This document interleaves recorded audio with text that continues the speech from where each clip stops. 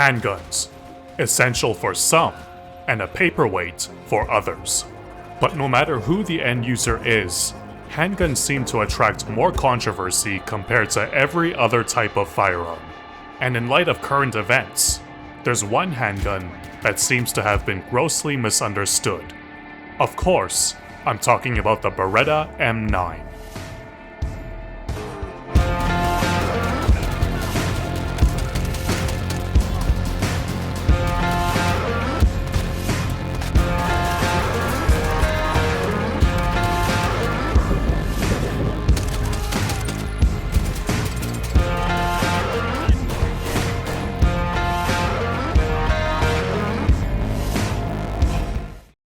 Throughout most of the 20th century, there was one handgun that was cherished by many worldwide.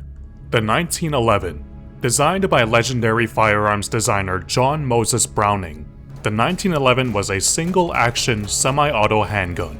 It fired from a 7-round magazine and used a simple single-action trigger. Part of its mass appeal was its technological advances compared to other handguns of the time. In an era where revolvers and other complicated pistol designs were a common sight, the 1911 was a cut above. Loading and reloading the handgun was easy and ergonomic, the safeties were simple to manipulate, and the 7 rounds of 45 ACP was more capacity than many other handguns at the time. And of course, the gun was quite reliable. While the 1911 is considered a vintage classic today, it's important to remember why it was so beloved. It was a significant cut above the competition, and for many years, the 1911 was the choice for a semi-auto handgun. Used by many militaries, law enforcement agencies, and civilians, the 1911 was a popular choice and remains a favored option to this day. But as with all technology, it would eventually be surpassed. 7 rounds in a handgun magazine may have been a lot at the beginning of the 20th century. But by the 1970s, there were handguns that could hold much more, and as a result, many were seeking an upgrade to the 1911. Beretta is an Italian firearms company. Founded around 1526, it is the oldest firearm manufacturer that is still in operation today. Throughout a significant portion of its history, Beretta produced firearms for the Italian military, from rifles, pistols, to submachine guns. Beretta made it all. By the mid-20th century, Beretta was no stranger to producing handguns. So by the 1970s, when Beretta began designing a new pistol, they had many previous models to draw inspiration from. And they did. Features such as an alloy frame and open slide design were almost certainly taken from earlier Beretta models. But this new handgun would also draw inspiration from other popular handguns of the time. Many features were taken from the German Walther P38, and the frame-mounted safety was almost certainly inspired by the 1911 safety. The result was the Beretta 92. This was a handgun with an open slide, frame-mounted safety, and alloy frame. There were also some features that were distinctly European, most notably the heel-mounted magazine release. None of these features were original, but it was the first time these features were all included on one handgun. It wasn't groundbreaking, but maybe that was for the best, because Italian law enforcement agencies began to take an interest in the handgun. As they began to use these handguns, some changes were requested, and Beretta obliged. The safety decocker mechanism was moved from the frame to the slide, and eventually, the heel magazine release was moved further up on the grip. More and more organizations began taking note of the Beretta 92 series, and as a result, more and more features were added. 3-dot sights, ambidextrous safety levers, and parts interchangeability were all attributes that were added to the Beretta 92 family. Beretta was not looking to disrupt the market. Rather, they listened to their customers and accommodated their requests. This would all culminate in the Beretta 92F. The F incorporated all of the incremental changes that had been made since the original Beretta 92 model, as well as incorporating some new features. a new trigger guard, and some new chrome-plated parts. Just like the older Beretta 92 models, the F was not groundbreaking. But this may have been to their advantage. The grounded nature of the pistol likely made it more palatable to militaries and law enforcement agencies. In fact, a previous model, the Beretta 92 S1, had already been submitted to the US Air Force for testing.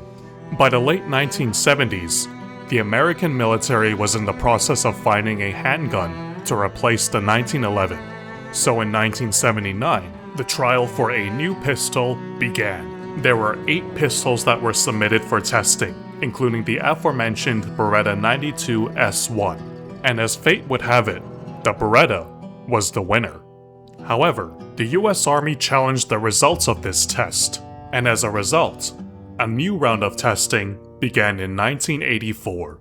Once again, 8 pistols were tested, with Beretta submitting an updated model of the 92F, the 92FS. Each handgun went through a number of harsh torture tests, and in the end, there was one that suffered the least failures and was deemed the most resilient to those harsh conditions, the Sig Sauer P226. But in second was the Beretta 92 FS, and the Beretta had one significant advantage over the Sig P226. It was much cheaper to purchase. So despite the P226 performing better than the Beretta in testing, cost won out in the end.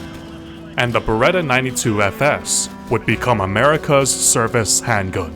Dubbed the M9, it was adopted in 1985. Even before the M9's adoption, the Beretta would face controversy. During earlier testing on a Beretta being conducted by Navy SEALs, one of the Beretta handgun slides exploded, with resulting debris striking the SEAL in the face. The SEAL suffered minor injuries, but was otherwise fine. However, the story became exaggerated, to the point where claims were being made about exploding Berettas decapitating SEALs. Of course, this was not true. What was more concerning was the fact that Beretta slides were cracking and exploding while being fired. Once it happened, Beretta immediately implemented a fix that would prevent the slide from flying off the rails of the frame, thereby preventing the slide from striking the user. This was one of the most significant changes that was made from the Beretta 92F to the 92FS. Beretta investigated the pistols that had malfunctioned via cracking slide, and found that the slides had no defects in metal composition, nor any errors in their production. But when they inspected the 9mm ammunition used in the tests, they found that the ammo was loaded far beyond what NATO's standard 9mm was. When this ammo was fired in the Beretta, it created a chamber pressure that vastly exceeded NATO 9mm, causing the slide to crack. The most significant piece of evidence that ammunition was the culprit was that the same 9mm ammo also cracked Sig P226 slides. As a result, Beretta sued the US government for defamation and won. Nevertheless, the upgraded 92FS would become the M9 handgun, but the damage was done. Stories of the Beretta cracking slides spread like wildfire, and this would begin a perception that the M9 was a fragile and unreliable handgun that could put a user at risk. Part of this was certainly due to the handgun it was largely replacing. The 1911 was a legendary pistol. Since its adoption into the US military, it had gained a reputation for being a reliable and simple-to-use handgun, and the 45 ACP round it fired was believed to be more than powerful enough for most scenarios a pistol would be used in. So when it was announced that the 1911 would be replaced by a foreign-made handgun shooting a much smaller round, some troops were upset. And there would be a number of complaints the Americans would have with the Italian handgun. Chief among these was the move from 45 to 9mm. By the 1980s, there were many US troops who had combat experience with the 45 caliber and had seen what it was capable of. To many of these soldiers, moving to a smaller caliber felt like a downgrade that could endanger their lives. As for the Beretta itself, there were many complaints as well. The M9 is quite a large and heavy handgun. While this does help dampen recoil, it also makes carrying the weapon for long periods of time more fatiguing and difficult. Some users did like the wide grips, but for many, they were a poor fit. The M9 also featured a trigger system that many did not like. Most semi-auto handguns are fairly simple to use. Load the weapon, take off the safety if it has one, and fire. The trigger weight will be the same no matter if it's the first or last shot fired. While the M9 certainly isn't complicated, it does require more steps to use properly compared to other types of handguns. It uses what's known as a double-action, single-action system. A double-action trigger both cocks the weapon and releases the hammer to fire. This makes for a very safe trigger, as the weapon will not fire, even if the trigger is inadvertently pulled a portion of its length, or if the handgun is dropped. The downside is that this makes for a very long trigger pull. In contrast, a single-action trigger's only function is to release the hammer. For a single-action trigger to function, the hammer must be cocked first, otherwise, pulling the trigger will do nothing. The M9 combines both these trigger systems. Loading the handgun is identical to any other semi-auto handgun. Insert the mag and rack the slide. To prepare the weapon to be carried safely, a user will need to push the safety on the slide downwards. This obviously puts the weapon on safe, but also decocks the hammer. This means that when carried in a holster, the weapon is virtually impossible to accidentally fire. If the handgun is used, the first trigger pull will be a longer double-action pull, and subsequent shots will be in single action. Hence, a double-action, single-action pistol. The double-action, single-action system is a very usable one. In fact, many such handguns are used in the competition world where speed and accuracy are priorities, and they remain a popular choice for defensive use. However, there is a learning curve to using such a handgun. Since the first trigger pull is much longer than subsequent shots, this means that a shooter will need to get used to a trigger pull that changes. For many, this was a large hurdle to overcome, with some never really learning how to shoot the handgun properly. While this isn't a problem with the M9, this was yet another reason why many troops disliked the handgun. Ergonomics and controls can be accommodated, but one area in which a service handgun cannot compromise in is reliability. The M9 is a very reliable handgun, but a firearm is only as reliable as the magazine it feeds from.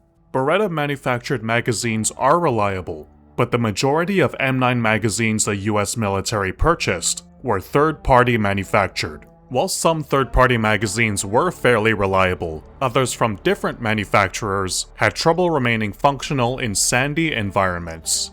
After an investigation, it was determined that the finish on the magazines was the main culprit contributing to failures, and supposedly, later production magazines with a thinner finish do not have the same problems. Additionally, there are stories of M9s not being maintained regularly, or proper replacement parts not being available. While this is not the fault of the pistol itself, this of course led to more failures. And any firearm that is unreliable will instantly fall out of favor.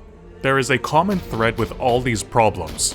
None were the fault of Beretta or the M9 itself. Through unfortunate circumstances, US troops experienced a multitude of problems with the M9, but none were the result of poor design or manufacturing on Beretta's part.